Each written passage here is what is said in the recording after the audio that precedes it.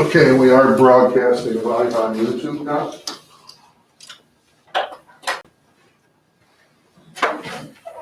Just so Lyle doesn't say the wrong thing.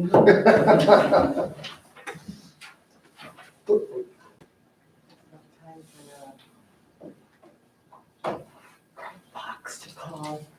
I'm trying to figure out how to get on. Sorry. Okay, we are letting people in now. You'll be the IT person today, Jay? Yes, I'm the IT person. Is that what you got on Yes. We've already, you've got a board meeting starting at 9:15, but probably be on. Thank you. One of you. Thank you. Those are mine. Serious? Yep. Okay. Where's Marsh today? He's skiing on vacation with his daughter and friends. Good for him. You go with the Bears? The Bears? No, just him and, it's just him, John Johnson and their two daughters.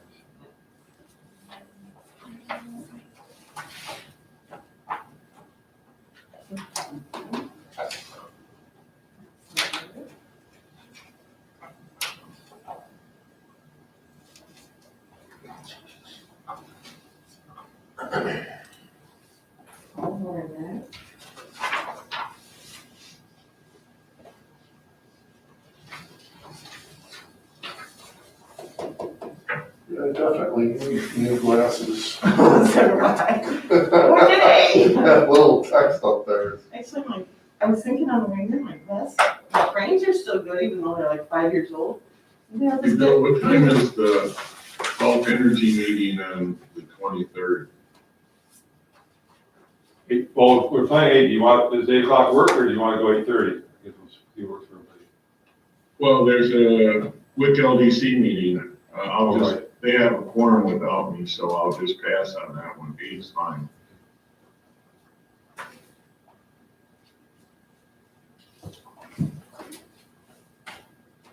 Mary's gonna be here in 8 minutes, so this is running behind.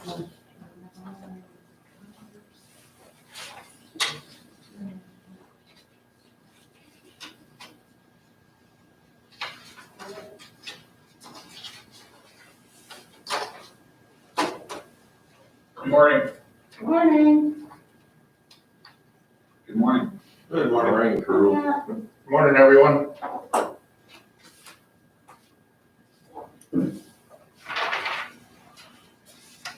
Seems like this gets to be a habit.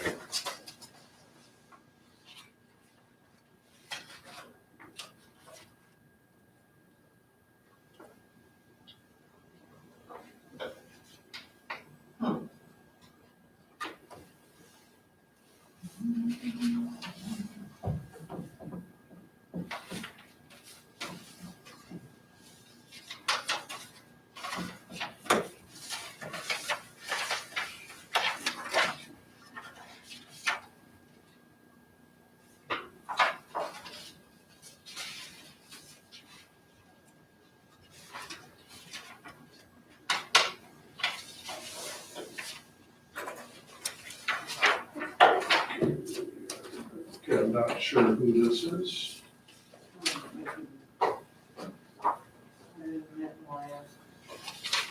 It's Chris. Morning, Chris.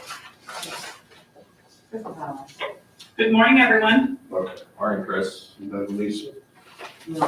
Oh, Yep, I just didn't do. I'm getting to recognize your phone number, Chris. That's good. That may not be good, Chris. I said recognize, I didn't say remember.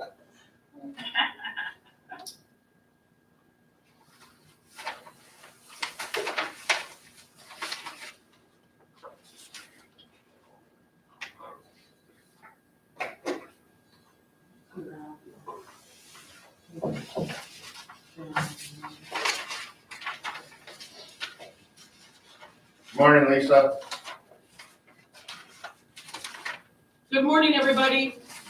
Morning, Lisa. Good morning. I think we're waiting on Rob. Aliasso. Yeah. Yeah, it's Well, not good. here, yeah.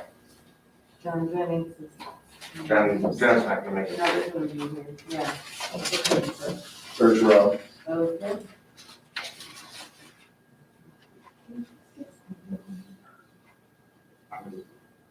Justin Miller. Good.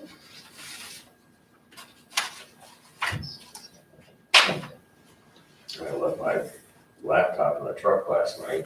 Morning, Justin. Morning, folks. Good. You want to call, is it? Yeah, well, I warmed it up. I mean, I brought it in at 6 o'clock. It's still slower now. Thought they were supposed to be faster in the cold Morning, everyone. temperature. Well, Oh, I hooked up my battery charger. It's been like a little after 6. And it said will not charge due to battery temperature. Ooh. Oh, Yeah, you can't, yeah, it's cold. Better? everybody here. Yep, we Tom, Oh, I got this. okay.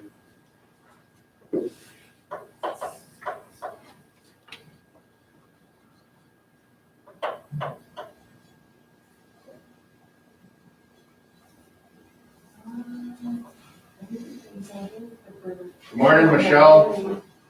Good morning, Tom. Good morning, good morning.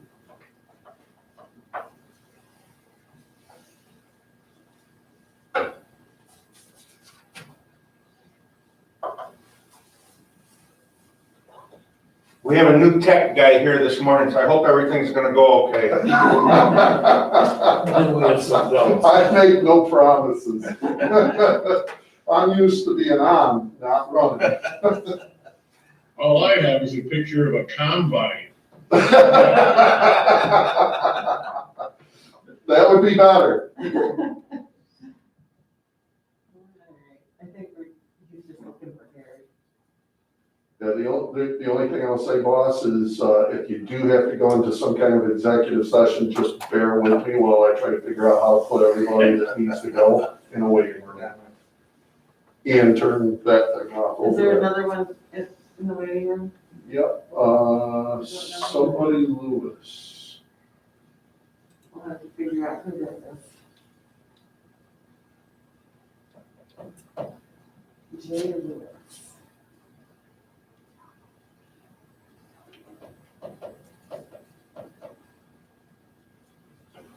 Should I ask?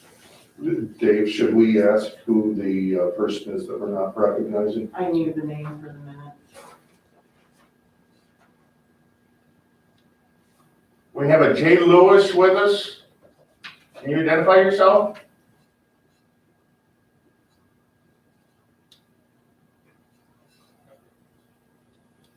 No, good picture.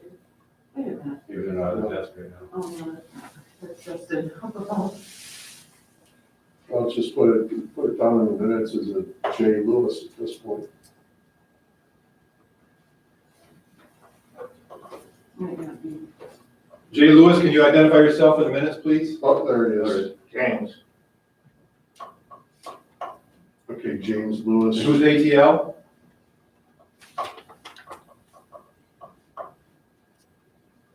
James, who's ATL? I'm sending a chat to them, asking who they are. Atlantic Custom. Oh, okay, all right, good. Thank you. No, no problem. I may not get an answer either. I don't think Jerry Lewis is interested in this meeting, so. No, we've got it, Rob. It's James Lewis from Atlantic Custom. Very good, as long as you know who it is. I don't want to get started hogging the powder, wait for him to get in here. Is Harry out there now? or- Not yet. Yeah. Or we can get talking about it if you want. Well, we're waiting for Harry right at this moment in time. Wonder if he got stuck in the parking lot again, I'll have to bust on him. I think he's learned the back end though. You know, if Marshall records this to the cloud or to the computer? Yes. To the computer, I think. Oh, that's what we'll do. We'll try it anyway. Are we recording now? Yes, we are. Getting out of the car now.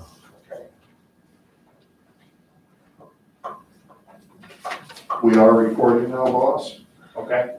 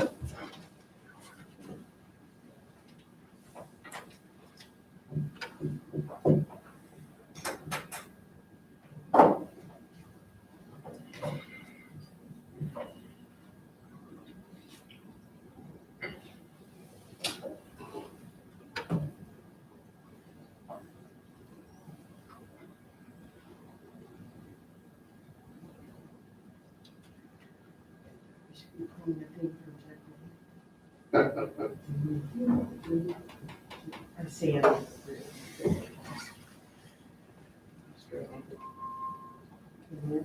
hear the door. There he is.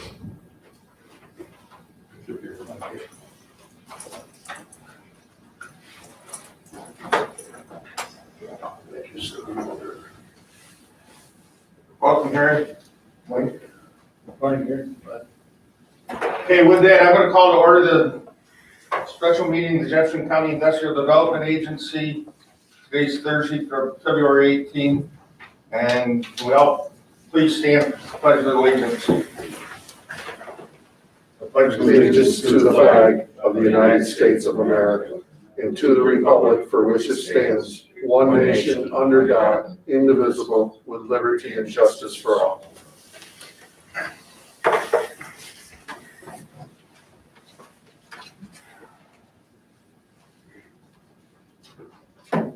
On this past Tuesday morning, we had a loan review meeting, and we went over the projects that are being presented here.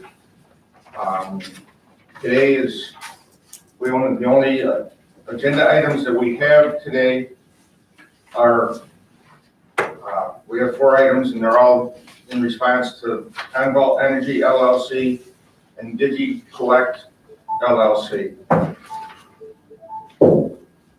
And with that, Dave and Harry, for the record, can you just give us an overview of what we have going on? And Sure, so starting with the pilot site, since we'll do it first in the agenda, for both the Conval and the DigiCollect facility, we're looking at providing them property. The DigiCollect facility would go to the 12.5 acre, what we call the Evans parcel, the west parcel, and then the Conval would locate in the larger eastern parcel that we have.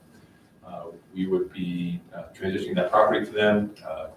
The idea would be that we would, after preliminary approval, assuming that goes through today, have a land development agreement put in place and make sure that everything was in place for Mr. Etchison to begin construction before actually closing on the pilot and turning the property over. We are looking, because of the size of the investment and the job creation, we're looking for Conval to provide a 20-year pilot, basically 5 years, 100% abatement, and then we follow our typical 15-year abatement where we do 75% abatement, 50% abatement, and 25% abatement for 5 years each. 20 years goes full taxes, full taxation. And on the cost benefit analysis, the Conval facility is I think it's a 35-to-1 cost benefit ratio for our support for every dollar returned to the state and the region. Go ahead and summarize DigiCollect as well. sure. Okay. DigiCollect would be start with about a 5,000 square foot facility, expand over time, and the same thing. The 20-year pilot, 100% abatement, 75% for 5 years, and 50% for 5 years, 25% for 5 years, so those are each 5-year periods. And on that one, the cost benefit analysis shows a 105 to 1 cost benefit ratio. Thanks, Dave. Harry, do you have? Mr. Chairman, we skipped by public comments. There is at least 1 or 2 people from the public, presumably. I'm getting there. Okay, I didn't know if you wanted to do the overview before the public comments. It's not on the agenda either, so. With it not being on the agenda, I wanted to get the overview first, and then I was gonna ask for the public comments in case someone that gives them a little more overview and might answer some questions they might have. Harry, you wanna just give us a broad? Yeah, so.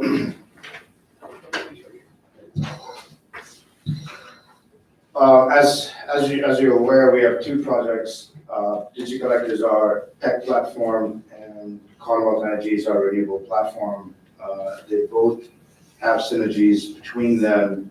The plan for DigiCollect is start with a small footprint and gradually expand as we build up our client base.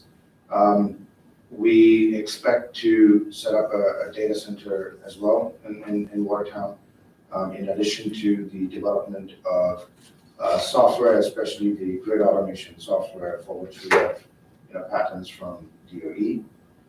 And on the energy side of the business, there are, again, I want to reemphasize that we're looking at setting up the solar panel manufacturing facility, and then within the next 18 to 24 months, also look at setting up a facility to manufacture the EV chargers. And then there's the generation arm, and the generation arm is expanding in the United States, especially in New York, to develop, additional renewable power, and that goes along with the developments that we currently have in Asia and Africa. The core focus for us is to build up our U.S. footprint, U.S. manufacturing, and supply not only to our own projects, but also to other projects that are ongoing or expected to be ongoing in the U.S. and Africa as well. So with that being said, we've got a roadmap on people, we've got a roadmap on investment, and one of our core philosophies is to work with Fort Drum and hire people from who are coming out of the military, get them trained, and give them employment, and also provide employment for their spouses, whether they want to work part-time with DigiCollect in sales or on software development. More than happy to provide that employment opportunity. So I think it serves 2 purposes. One is to help us bring manufacturing, additional manufacturing back into the United States, to provide employment especially for veterans and folks who are coming out of the military. So these are cornerstones of what we expect to do here. And that being said, it's a collaborative effort. We do need help from the county, the city, and the state as we compete with companies that are sponsored by Chinese government, for example. So we do need that help. So this is a big task. We are confident we can execute. We will have a lot of challenges, but we'll find a way to get through it. We've been in this business now for 8 years. So we're well aware of the challenges that we expect to face. Mr. Chairman, a few details I neglected to include as well. So for job creation, DigiCollect will be starting out, once they're fully operational, year 1, 175 jobs, progressing to 1,535 jobs roughly by 5 years out, by year 5, with a 100,000 square foot facility by the 5th year. Conval Energy would start out with 165 jobs in year 1 at full operation, progressing to 525 jobs by year 5. And also just point out, while I was talking about the 20-year pilot for each of the major facilities, we'd be looking at the large parcel. The Conval facility would take about 20 acres of that property we have now. We're going to look at arranging the subdivision. So the solar project that you would have on the remaining parcel would follow our typical 15-year solar policy. Okay. So with that, I'll open it up to the floor. Anyone from the public that might be joining us wants to make a comment or ask a question? I'll jump in. Tom Arizzo from the Carpenters Union. I'd like to congratulate the board and company coming in. This will be a shot in the arm for the North Country, and hopefully the veterans coming from Fort Drum can stay in the area, as it's a beautiful area. Congratulations. Thanks, Tom. Anyone else? Board members? Any questions up front? One, Probably also, we vetted this 2 times, probably 3 or 4 hours in great detail, plus several months behind it. As Harry indicated, there's, some soft obstacles in front of us. I think we're all movable. I think we're all find a workable solution. This board and our involved agencies that are pledging money clearly have a lot of vetting to continue to do, and I guess that's what the resolutions are in front of us. New York State is taking sort of a separate and different path on their vetting process, and certainly we don't own that information, have that information, or can rely upon that information, but they're clearly working through that on their own as well. So again, to echo what Tom said, this is a fantastic opportunity. Harry, we thank you for looking hard at Jefferson County, and we think we have all the attributes to put together a final package that will certainly continue to attract you and more importantly, put shovels in the ground and build something and create jobs and things of that nature. So that's kind of just an opening statement, and once Justin explains a little bit more about what we're going to do, there may be some additional comments. Thanks. one question I posed to Harry a little bit, seconding what you just said, Rob. This is a perfect fit for all the assets we have to offer. Is a perfect match for what you're trying to do. There would be 100 different communities in this country that would love to swoop down and take this project. So feel very fortunate that we're in the front seat and we have the raw assets to help you do what you're doing. So I think it's a good fit, it's a natural fit. My question is, one of the things that's come up with the venting of it thus far is reference to investors. Is it a fair assessment or for me to assume that you have investment monies lined up, ready to commit or close to that? We don't want to come out and say that, but we wouldn't get this far if. Yeah. We've purchased power plants with cash at $5 million. So equity of $5 million, I don't think is an issue for me to put up a power plant. But we're not going to come out and tell you everything is there, because we also realize that the equity return is dependent on a number of things, right? So our equity return at the moment for the risk that you take is not great, but the New York State incentives have to come in to address that, right? And if the incentives from the state and the county are not there, this whole thing doesn't work. It just literally collapses. And why is that? It's very simple. The cost per watt of a panel, a solar panel per watt peak, right now in the market, the Chinese are selling at 23 cents to 24 cents a watt peak for a tier 1 panel, right? You're not able to produce that in the United States at that price. Right now, you're probably looking at about a 33 to 34 cent price, right? So right off the gate, you take out those incentives and you take out that 25% tariff that we're charging right now on panels. If you took that out, this collapses. It's a negative return, right? The only way you augment that return is you say, okay, look, if you come out and you deliver the investments and the jobs, that you get incentives. Everything that we're asking for is actually post our investment. It's not prior, other than the working capital lines, for which we're giving you enough collateralization for you to be comfortable and for you to cover that. But outside of that, everything that we're getting is actually post our investment. As long as that is sacrosanct, then we're fine. But if that collapses, right, you're already in negative return. So which investor would put money in knowing that it's going to collapse right up front? So even our own money, right? So what I would say is, if everything lines up, this works. We know what our financial models call for. But if it doesn't line up, then how do you compete in a global market? How do you compete if the administration says, well, let's do China a favor and remove the 25% tariff on?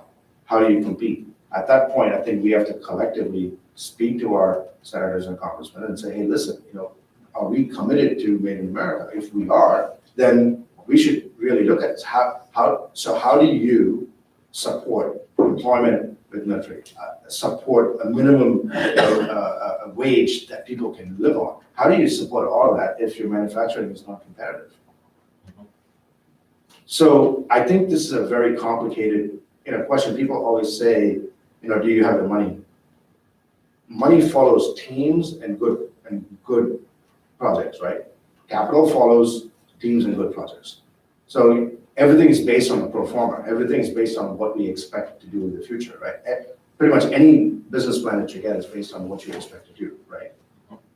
Now, we've been in the business 8 years and we understand what the costs are and what it takes to produce this because we have purchased it. So we know what that cost is. Now, for us to make it, we also know what incentives we need from it, right? So it's a collective effort, I think, and I think your team has understood that, and Dave and Marshall and Lyle have been very proactive, and I think we have the conversations even later today with, whether it's Senator Schumer's office or whether it's going to be the governor's office. I think people have to come together and say, okay, look, we could lead this, but let's put the policies in place so that manufacturing doesn't collapse. Well, I asked the question because with the news coverage, and I do it for the benefit of the public, reassuring the public that this isn't a futuristic venture capitalist project that is going to fail because there's no investors in it. I mean, you're way beyond that to that point. I mean, Yeah, I mean, things will line up for that money to come. I'm on conversations with our existing shareholders and new shareholders almost every week. So we've got calls going on every day, right? So, and we know what our existing commitments are, and we know what we can do. If I look at DigiCollect, for example, this is a business that's been around for 4 years. It's a tech business. It's in one of the hottest spaces right now, which is grid automation. Look at what's going on in Texas. But it's not a startup that is burning through hundreds of millions of dollars of cash. It's actually, has revenues and it's not burning through that much money, right? So we know what the opportunity set is for DigiCollect. The growth, whether it's in data, whether it is in grid automation, whether it is in ERP automation. So we know what that scope is. So we have planned it accordingly. Now, Conval Energy so there's less of, a global manufacturing issue with DigiCollect. There's more of it in Conval only because of the state actors out of China who have basically said, we want to, kill the manufacturing in Germany and the United States. Let's do that by funding these companies with zero interest loans and forgiveness of loans if they don't, deliver, because this is a national thing, right? Now, we don't have a counterplan to it. We haven't had a counterplan to it for 10 years. We as a country have not had a counterplan to it. Now, it's in our best interest now to say, hey, listen, we've got people who, are committed to this, and we need to go to the administration, whether it's the state administration or the federal administration, and bring out these points and make it very clear that we've got the investment community, we've got the projects, we've got the companies that are ready to do this. And I think you guys really need to pay attention to, how we do this in manufacturing. Very good, thank you. Harry, probably also asking a question to follow up with a couple things you said. So, I understand some of the challenges that you face with the solar manufacturing side. I would make my own assumption, and it is an assumption we're asking you to clarify. On the DigiCollect side, it doesn't appear that any of those challenges exist to physically make stronger commitments that venture can go through regardless of the Conval Energy venture going through. Is that a fair assumption, or am I flawed in some regard? Can you clarify that? No, I think it's a fair assumption, but I would like to point out a couple of things. we've got the next generation software algorithms now for grid automation. And what is lacking, what we have found in the last 3 months speaking to grid companies is that the technical folks at the grid companies absolutely understand the technology that we're bringing to the forefront. But senior management is not paying attention to it. And that is very evident if you look at the recent issues in Texas. The lack of a coherent national strategy, a lack of a strategy on interconnection where we are ready for, a net carbon zero environment, right? And if we're 15 years out, that plan needs to go in now. And so DigiCollect does not have the global effects of trade coming from state actors like China, but that's the problem. The growth of DigiCollect is going to be dependent on some of the policies that each of the states and DOE have to implement in order for us to be prepared for a net carbon zero world. And that's an internal problem. And I also think that the US has been leaders in innovation, and we find that technology and technology companies start doing this, and the market just follows, and people just end up adapting to it. So if you take the example of Tesla, here's a company that has had significant challenges. I mean, in the last 2 years, you see their name coming up, but the company has been around for 17 years, 18 years, and they've had challenging times. And if you listen to what Elon Musk said, 2008 was a very challenging year, and they were a couple of days away from not having the capital.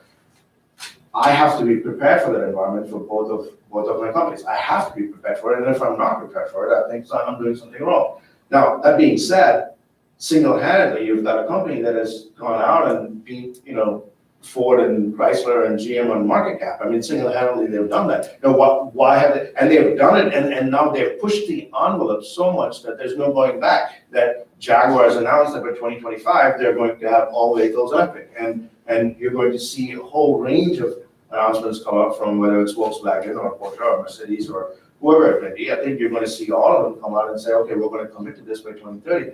Now, what does that do to your power demand? What does that do to all the power infrastructure? How do you monitor the grids? And your house goes from a 4 kilowatt, 5 kilowatt consumption to now you've got a car battery. There's a 100 kilowatt hour car battery depending on the range that you're going to have. So how do you adjust with this? So the market, I think, is going to move in that direction.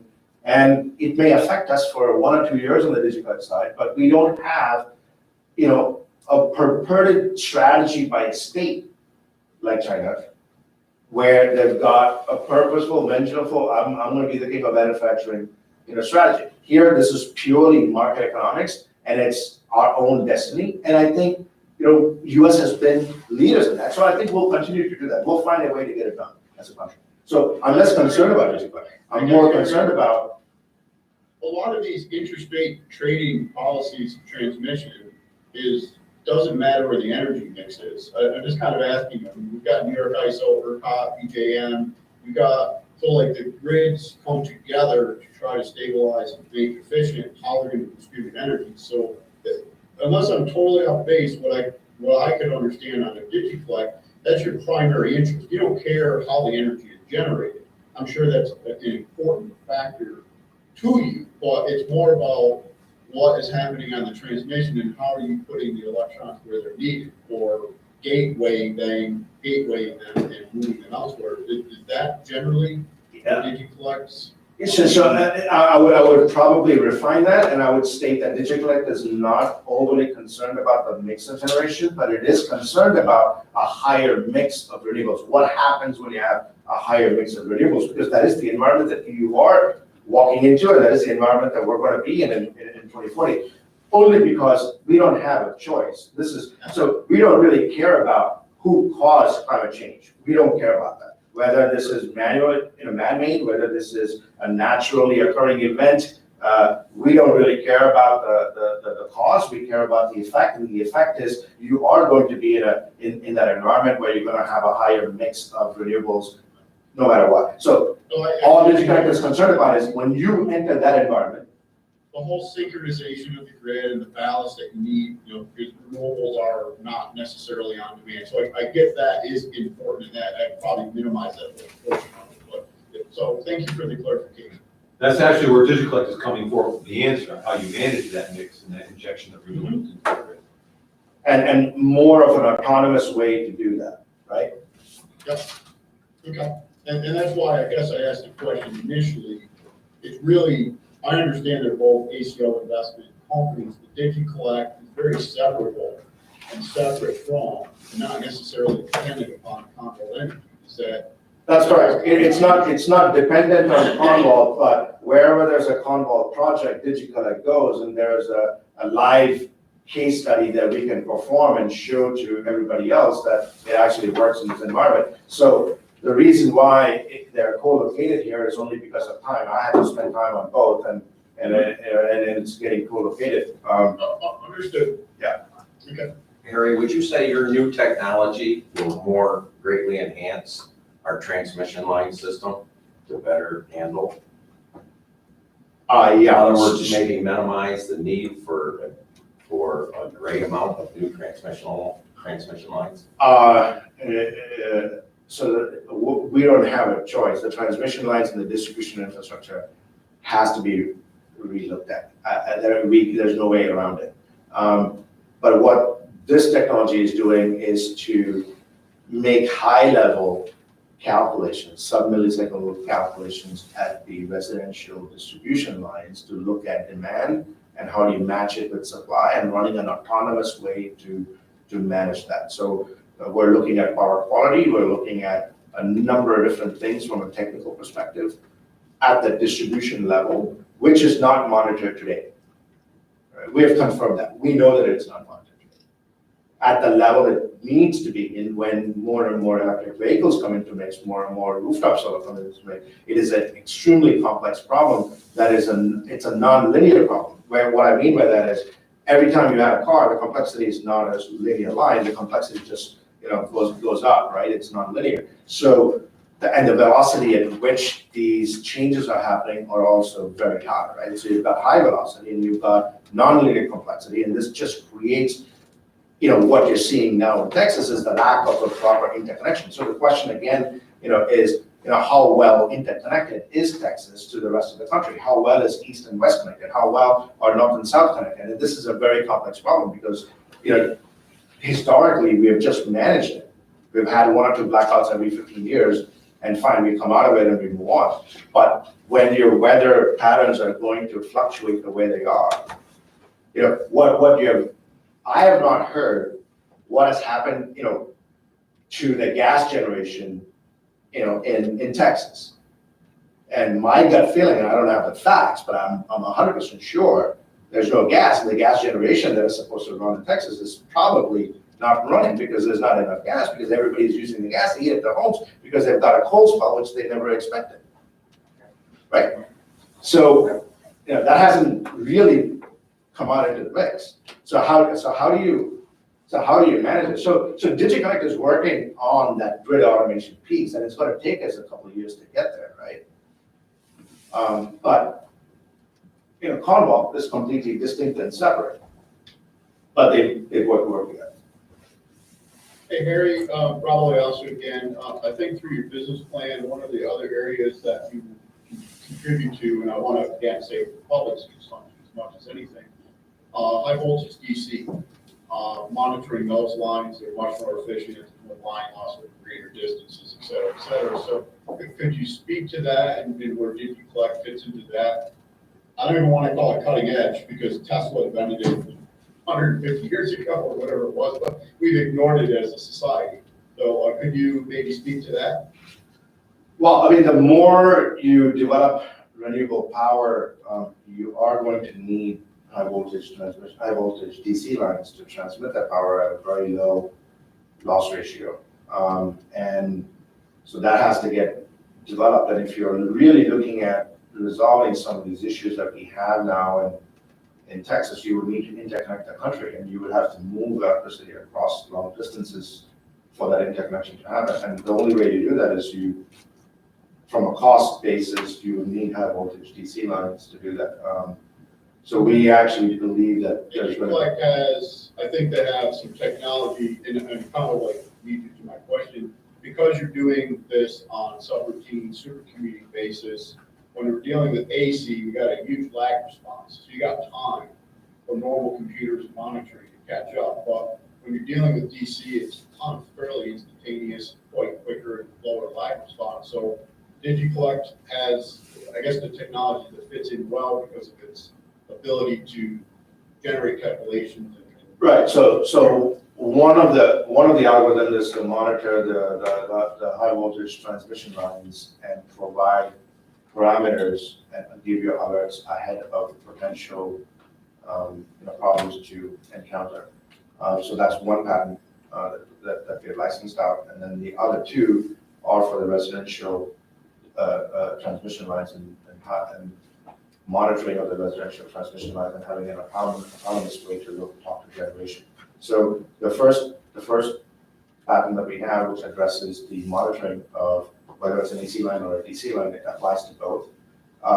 And yes, you need high computing to be able to monitor that because your response times have to be faster than what you currently have on the AC lines. Thank you. I'm done with my engineering questions. Now you're just enjoying yourself. I don't know. I kind of, it makes me think about college. Well, but I think a lot of the discussion relates well to the public getting more and more assured that this is a good fit. The answers to these questions. I can't help but I think reassure the public of the fact that, this is really a good fit. And it is. Yeah, I mean, I think that's not for me to say. I think because I'm, in a way, you would say I'm biased if I said that because I'm here. But, our view is we've got a vision. I think we have been around now for some time and we're continuing to innovate and we've got a good group of people. And I think some of you guys have been on calls with the grid companies and you see the response that we get from them, which is, yeah, okay, we get you, we know where you are, we're not ready for this. So I think hearing that, we know we're on the right path. Now, at what point are they ready to incorporate this? We have to push, but they're not saying, you guys don't know what you're talking about. What they're saying is, we're not ready for you yet. So very different response. So we know we're on the right path. Now, is that 2 years from now? Is it 10 years from now? Is it 3 years from now? Based on our experiences and what we have seen in development in Myanmar and Laos and Africa, sometimes you think it's 2 years and it ends up being 6 to 7 years, and the key here is staying power. And that's why the incentives from the state and the incentives from the county, it helps you, manage that staying power. That being said, we are the investors. We have a primary responsibility to shareholders and to the public. And it's in our best interest to be transparent. So what I can tell you is we will be transparent. We, to the degree that it doesn't affect our IP and our intellectual property, but we are going to be transparent about where we are. And that's the best thing that we can do, right? And we are going to ask for help where it's needed. And look, and I've been an entrepreneur and I've had a lot of people tell me, you can't do this, this is not going to work, this is not going to work. And I just don't listen to anything negative. I don't listen to anything negative that is said to us. I don't listen to anything negative that is written about us. We just don't care. We're going to believe in the vision and we're going to run through it and we're going to try to get it done, right? We could be wrong, but I think, if I'm one standard deviation about 70% right, I think we're okay. And I want to follow up with kind of an observation that I've made over the last couple of days as well to the comment you just made. There are very good local impacts to this with regards to the jobs and the footprint of factories, this, that, or the other. But when you peel all of the way and look at this at the 30,000 foot level, this whole investment is a world scale solution. So regardless if Harry is able to provide DigiCollect or solar panels to New York State or Pennsylvania, whatever, they can be shipped across the world. Now, counter that with the solar projects and the wind projects that we had come across our board's desks. those have only a regional impact. Now, if you want to argue there's some, CO2 savings and this, that, and the other, they could have some, statewide or maybe insignificant countrywide impact. But I look at the fact of what is happening is it's a world scale thing where it's not dependent upon a solar field in, somewhere in New York State that's only going to create energy for the localities that can take the energy off that grid. So I kind of make that observation that this has a very good local impact, but this is something that won't necessarily fail in the long run if it's, as Harry said, well run and the investments follow this, that, or the other, because the rest of the world would have to come in line and change its policies to say something America did or something Canada did, and the rest of the world doesn't agree upon anything. So, I think we could say that somewhere in the world, these outputs of these products will be supplied, whereas if 10 years from now, New York State doesn't like renewable energy anymore, they'll shut down a solar field that might be located somewhere in New York. That regional and local benefit ceases to exist, but it was still subsidized and whatever. So I kind of just make that observation because I'm looking at it at kind of a grander scale, I guess, and maybe I'm just, Tolkien or crazy, but that's my observation. Rob, I agree. I think particularly with DigiCollect, when you're looking at the technology and the patents that Harry and his team have obtained, working with the Department of Energy, that you're looking at a company that's going to be located here, is going to be a world leader in that technology in terms of managing the grid. So, and I think the other thing along with that, we've seen a lot of solar projects come across our table for pilots locally. It's just the tip of the iceberg. It is staggering when you look at where solar is headed. I mean, there's stuff that is not public right now, but particularly in New York State, the solar generation development field is exploding. It's exploding, and it's going to be that way for the next 5 years. I mean, look, we are not here by accident, right? I mean, we have thought through this. We have spoken to, a couple of states, we've spoken to a number of counties, and if you look at our business on the energy side, it's diversified. We're in Asia, we're in Africa, we're now back in the US. And the US was not ready for this 3, 4, 5 years ago for the scale of investments that are coming into the country in investments in renewables. So we have purposely designed our strategy right from day one to be diversified in region, to be diversified in function, right? So, and what I mean by that is if you look at Conval Energy, think 10 years out, and this is what I expect to see 10 years out.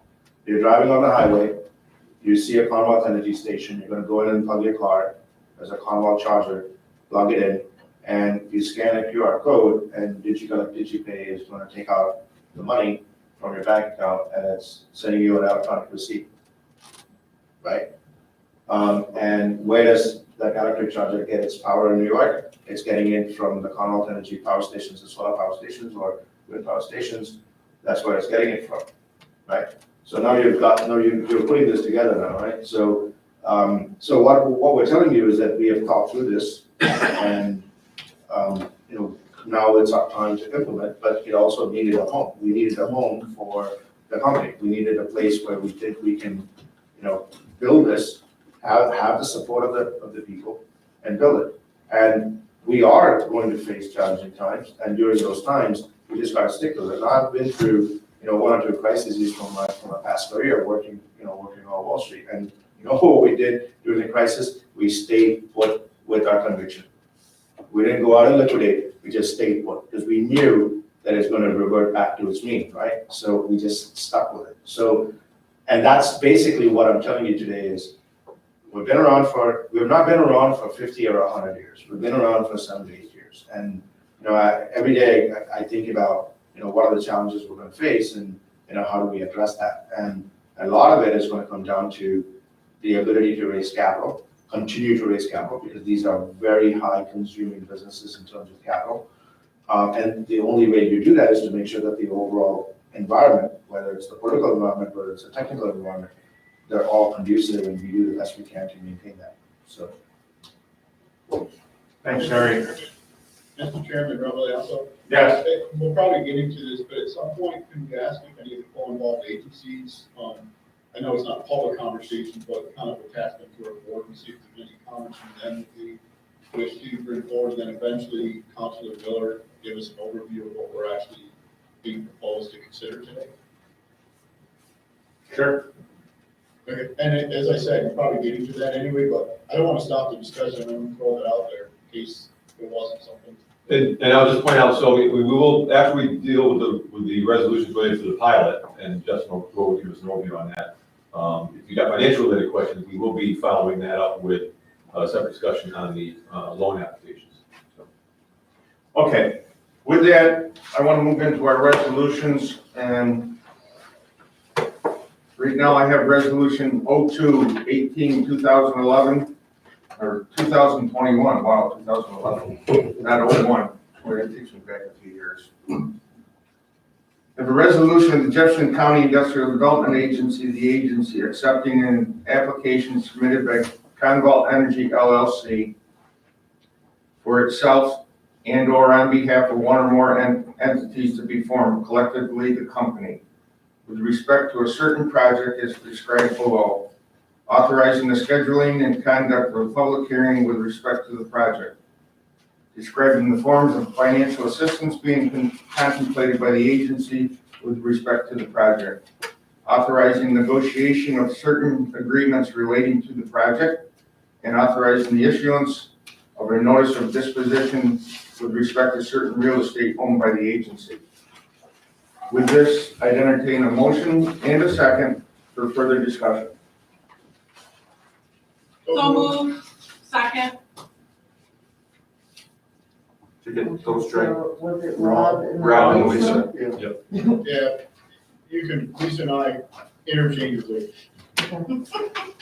And All this is a roll call, or do you wait until after this? We're gonna have a discussion on this right now. The discussion from the board. I guess I'd like to just hear, and it's fairly plain English, but from Justin, what are we agreeing to here? I think he said it in our loan review, but probably just to hear it again, if that's okay, Mr. Chairman. Sure. We do have some new people here today. Sure, good morning, how's everybody doing? Yourself. Good, good. Yeah, the quick summary on both of the items, the formal resolutions that we have prepared for DigiCollect and Conval, are generally structured in what we call our standard initial project resolution that serves to accept their application, describe the project, and describe the forms of financial assistance that the IDA is considering for the project. The other major approval, if you will, in the standard form of resolution is to authorize the scheduling and conduct of the required public hearing to discuss and consider the financial assistance.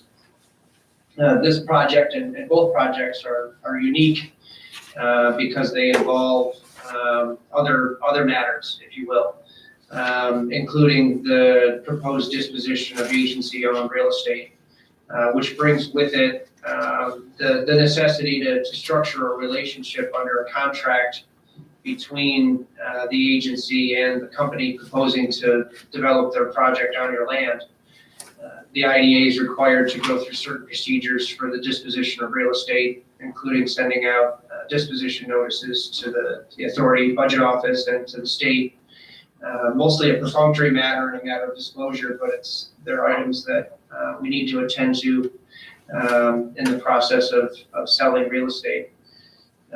With respect to the contract, this is a project, and both projects will involve extensive planning, design, and engineering that will take a little bit of time, probably the better part of this year, to get to a point where the project is fully engineered, processes its way through the Town of Houndsville Planning Board, has a sufficient seeker review undertaken for the project itself that the IDA will rely upon when it ultimately approves the project down the road. So at this point, and for purposes of today, both resolutions accept the application submitted by the applicants They authorize a public hearing to be conducted for both projects when we're at a point that the projects kind of crystallize, and the planning process will have some impact on that. The resolutions authorize a notice of disposition to the state for the transfer of land once the project's ready to be built. And it also authorizes the negotiation of what we call a land development agreement, or LDA, if you will, which is really an option agreement. It provides the company and the applicant an exclusive option to develop and acquire that land, to go through the planning process, to acquire financing and work with the agency to get through all of the necessary permitting steps required to build the project.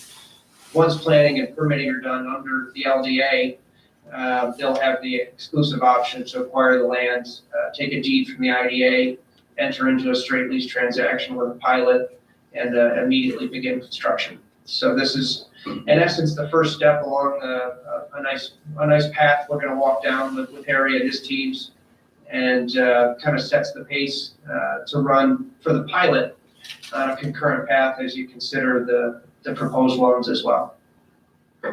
Justin, I guess in simple terms, it's a formal commitment to move forward in good faith to collect all the necessary data, notify all the state, regional, whatever agencies so that we can get to an inducement resolution, an agreement, and a seeker.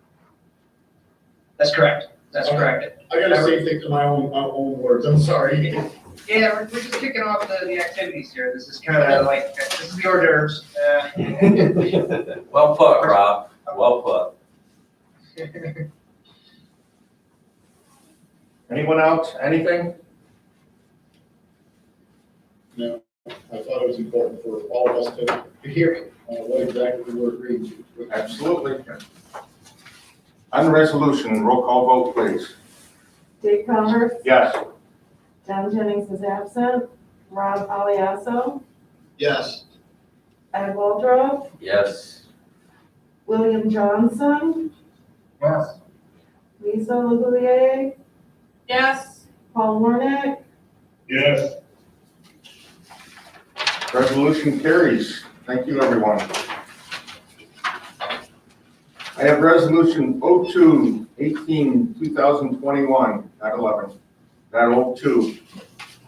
The resolution of Jefferson County Industrial Development Agency, the agency accepting an application submitted by DigiCollect LLC for itself and or on behalf of one or more entities to be formed collectively the company, with respect to a certain project as described below, authorizing the scheduling and conduct of a public hearing with respect to the project, describing the forms of financial assistance being contemplated by the agency with respect to the project, authorizing the negotiation of certain agreements relating to the project, and authorizing the issuance of a notice of disposition with respect to certain real estate owned by the agency.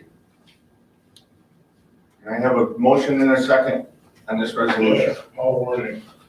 Move Johnson, second. who was the second? I'm sorry. Bill Johnson. Okay, thank you.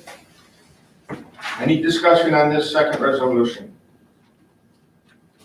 Roll call vote, please. Same resolution, correct, Justin? Yes. Everything's the same? Yeah, same format, same structure, same initiation of your considerations. Thank you. Dave Calvert, Yes. John Jennings is absent. Rob Aliasso, Yes. Ed Waldrop, Yes. Bill Johnson, Yes. Lisa Lavoulier, Yes. Paul Warnick, Yes. The resolution carries. Thank you, everyone.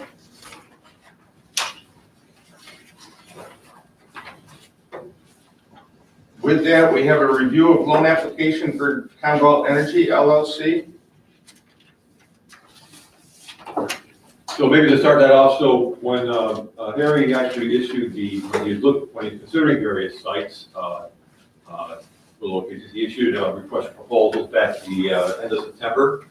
We responded to that, as the board knows, with a package offering to consider the pilot that we've just passed a resolution on, trying to package the working capital financial assistance that you need, and various other forms of assistance that we provide either in terms of resources or assistance in helping to obtain certain resources, as well as providing property. In talking with our partner lending agency, what we ended up proposing was a consideration of a reduced interest loan package of 3% interest for a 7-year period. And so looking at doing 1.25 million for each of the companies with Conval.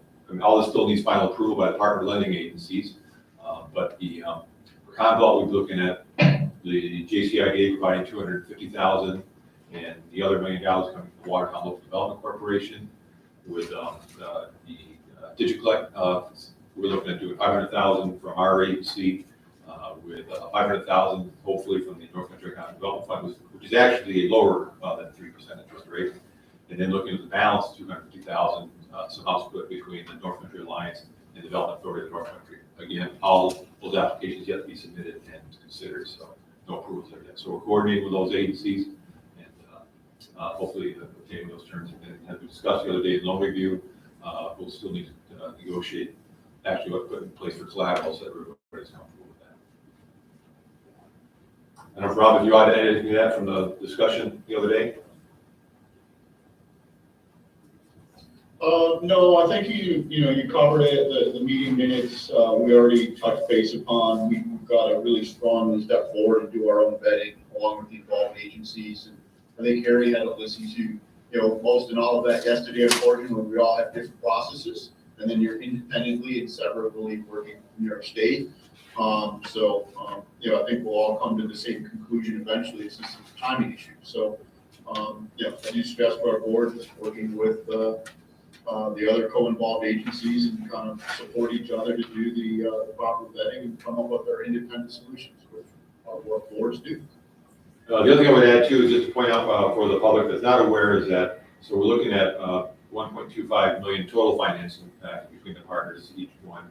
In the case of DigiCollect, that's toward a project that would amount to $241 million over the next 5 years of capital investment by the company. And for Conval Energy project, that would be $593,000 in total capital investment for the next 5 years.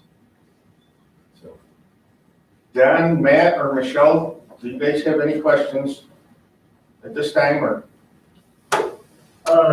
Dave, I think from the LDC's perspective, we're going to kind of hold off on any comments or questions with regard to the application for the $1 million from our agency.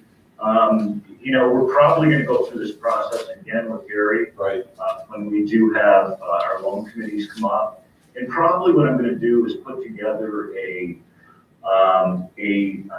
sheet of questions or a list of questions that I can anticipate coming from our board that we can provide Gary in advance, and provide my board members in advance so that we can kind of get everything answered all at one time rather than going back and forth. So I'm going to defer until our loan committee and board is ready to look at the project.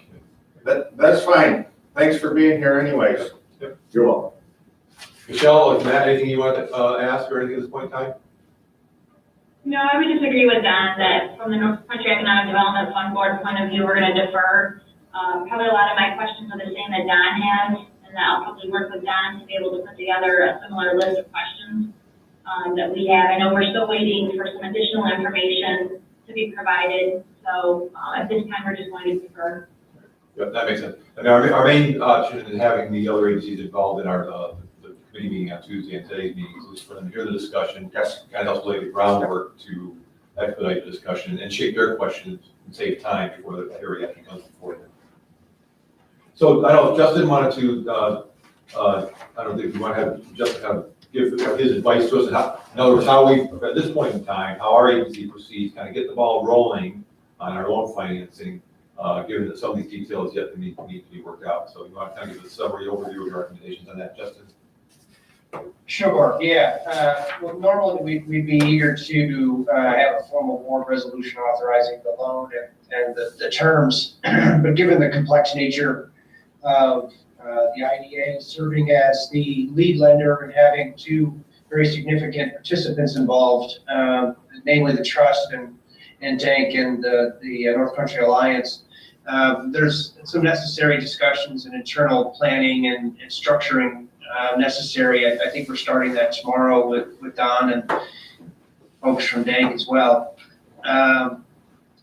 What we need to do structurally is, and today what we're looking for is generally a board endorsement of concept and instructions to staff and council to work with your co-lenders on what I think would be, in the first instance, an internal term sheet, going through the macro loan terms, the loan amounts, the amounts of funding, what the funding qualified purposes will be, what the soft cost dollars will be, how they'll be lent, on what pace, and how they're dispersed. When those are fully understood, and that may only take a week or two, Don's got to get, and Dank has to kind of sound off through their committees on their structures and their policy decisions.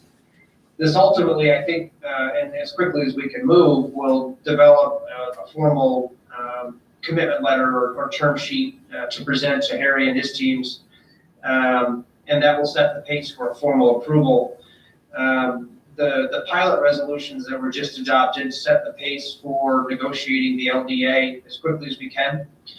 What I would anticipate would be that on a parallel track, the LDA for each of the projects and a formal loan commitment or term sheet would be generated and ready for board review as soon as we can get them generated. Looking at the calendar, it's probably the April meeting cycle. If we're looking at early March, that might be kind of aggressive to be done with that. Some of the gating factors are getting through the trust loan committee and getting through Dank and the North Country Alliance loan committee, so everyone's on the same page. But I think we have a pretty clear path to work hard in the next 5 or 6 weeks and bring a really formal and detailed presentation to the board again to get the LDA executed, to start that process, and then to get the loan term sheet nailed down, approved, and then proceed into formal loan documents as quickly as we can after that. Thank you, Justin.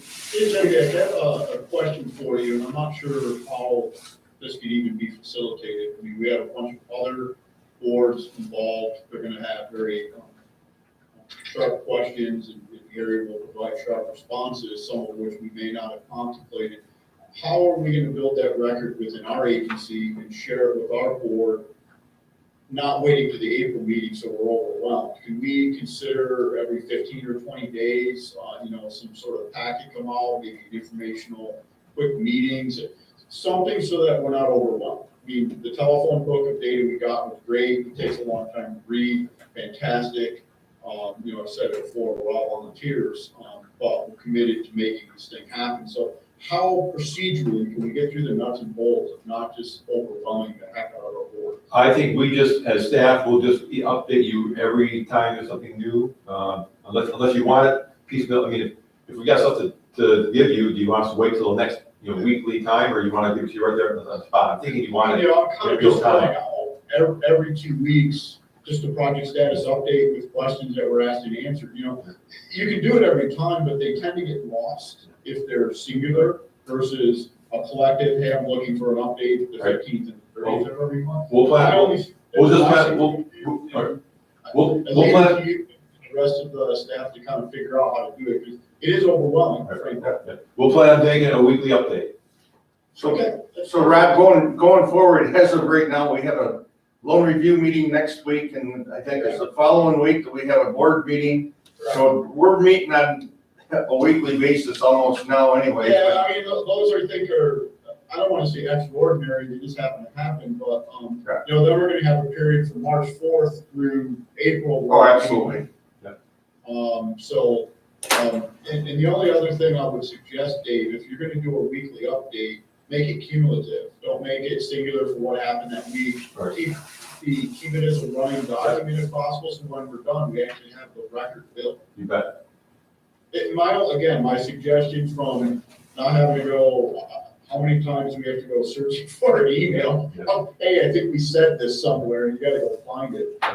I'll probably do something like every Thursday. We can kind of summarize what's happened that week and what's coming up the next week. And as another maybe suggestion, which you're probably doing, create a binder that's a hard copy in the office that any one of our board members could come in from time to time, and you got a hard copy if we wish to look at paper. I'm kind of old fashioned, I like paper, frankly. It allows us an opportunity at any one time, if we want to look at the whole record that you're building, it's all in one spot, and we know where it is. We can do that. Okay. I'm just trying to go through the procedural stuff because at some point, we gotta have a record for that. We gotta have a record to make a resolution on. We gotta have a record to pass a resolution.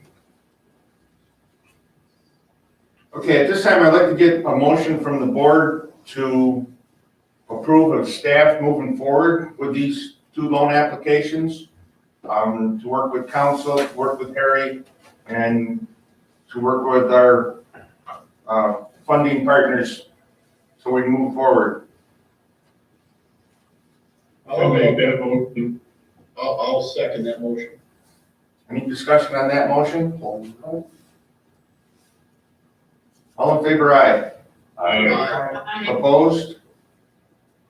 Carries. Thank you, everyone. Anything else the board wants to bring up now? Dave? No, I think we're good. Gary? We're good? With that, I entertain a motion to adjourn. Gladly so. Oh, second. All in favor, aye? Aye. Opposed? We stand adjourned. Thank you, everyone. Stay safe, everybody. Stay well. Thank you.